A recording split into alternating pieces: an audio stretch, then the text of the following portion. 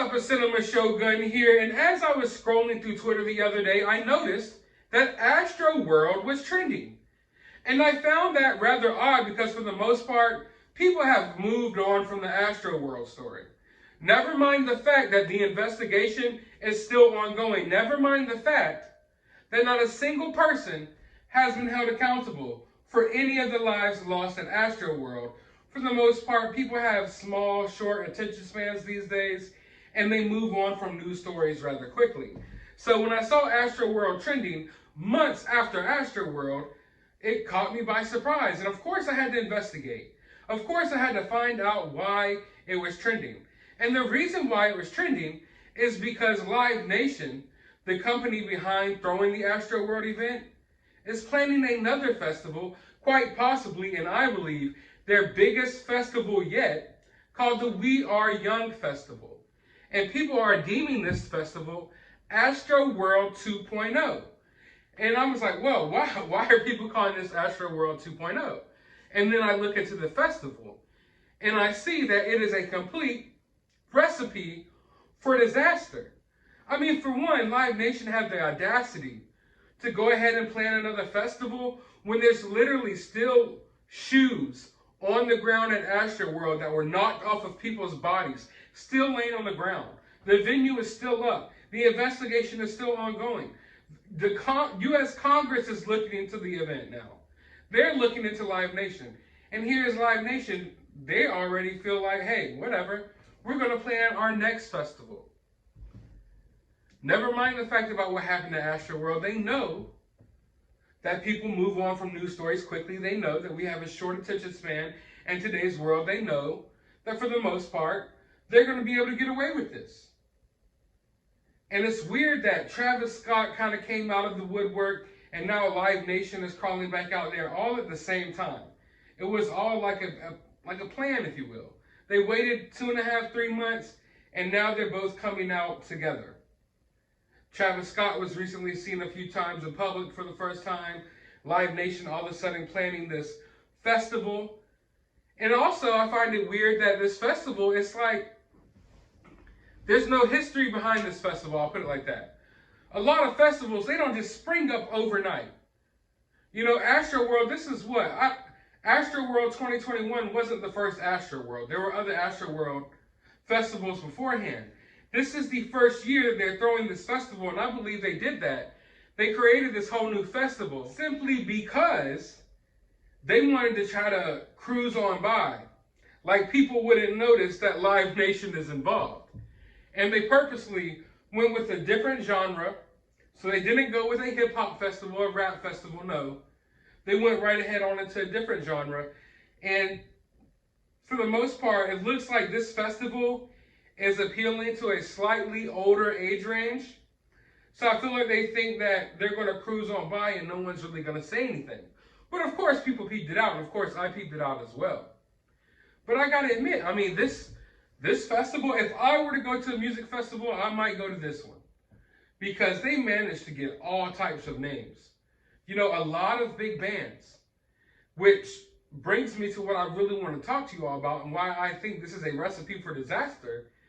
Is because this festival is a one-day festival. All right? Right there off the bat. That's the problem.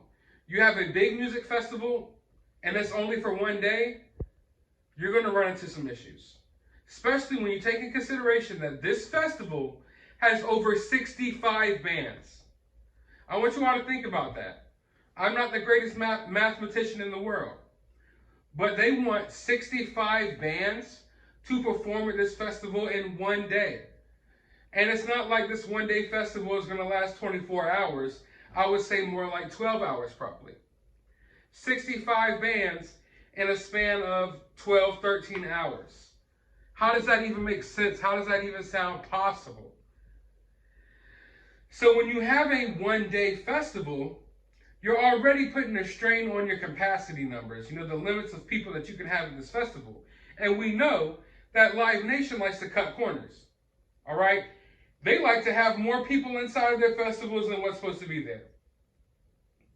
You know, it's normal for a big event that sometimes they might underestimate numbers and They might sell a little bit of extra tickets or something like. Things happen. But Live Nation, they're known for selling thousands of more tickets than they're supposed to. They're known for packing, like jam-packing their events with so many people that the events almost become unenjoyable because they're so tightly packed. Because they oversell their events and then they understaff their events, so there's tons of people sneaking in. So here we have this festival with 65 bands that's only supposed to last for one day, and you expect us to believe that there's not going to be any issues. And then there's 3 stages. That right there is going to cause an issue as well. I would imagine if you got 65 bands, there's a possibility that some are playing at the same time. I'm not sure how this is going to work out. But what I do know is crowd crushes, crowd surges, they often happen right when someone takes the stage, right? The AstroWorld event. There was problems going on throughout the whole entire event, but the main issues started when Drake came on the stage. That's when the biggest crowd surge happened. That's when the biggest crowd crush happened. Because everyone wanted to go see Drake. And then every time a new person takes the stage or another popular song plays, more people are trying to rush to the front, When you have a festival, a one-day festival, like I want to keep reiterating myself there, with 65 bands in it, every time another band takes the stage, you have another potential for a crowd crush, crowd surge. Because I'm assuming that there's 65 bands there, not every person there is interested in really seeing every band, so certain bands are going to make them run to the front. Oh, I don't care about this band, but this band, I got to see them. I'm going to run to the front when they come out. So now you have 65 of those opportunities where people are going to literally start rushing the stage.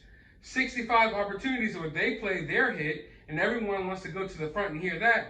So now you just have way more chances of crowd surges and crowd crushes because you're just overpacking your event, not only with people, but you're overpacking your event with artists and performers. There's no need for 65 bands to perform in one day. It makes no sense, and it's just a recipe for disaster. It honestly is. And I know these festivals often have a lot of people coming out and performing. I get it. But Live Nation couldn't even handle one Travis Scott and one Drake.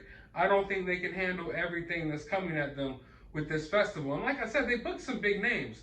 But they booked some names for people like a crowd my age. Because they got Paramore, My Chemical Romance, Avril Lavigne, Jimmy Eat World. That's just to name a few. A lot of bands for people around my age that are a little bit older, not too old. They'll feel some nostalgia from listening to some early 2000s, 2000s hits. And it just comes off as totally shady to me. Totally shady because, like I said, this festival has no history. And I believe that the only reason they put this festival here, the only reason they created this festival was to try to recuperate some of their losses from AstroWorld, because they lost tons of money at AstroWorld. And they're going to continue to lose money as more of these lawsuits come in as they settle more of these lawsuits out of court and different things like that. So now they have to recoup those losses. So they put together this crazy, crazy event where they jam-packed 65 bands in there. And they managed to get names that I haven't even seen performing in years. So they called in a lot of favors to put this event together. A lot of favors. And the event's expensive.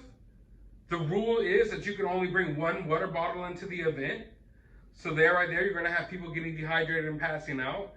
It's just a recipe for disaster. Overall, if you just check it out and you look into how it's planned, it's not going to go well. It's not going to go well. Live Nation events already have a history of not being planned well.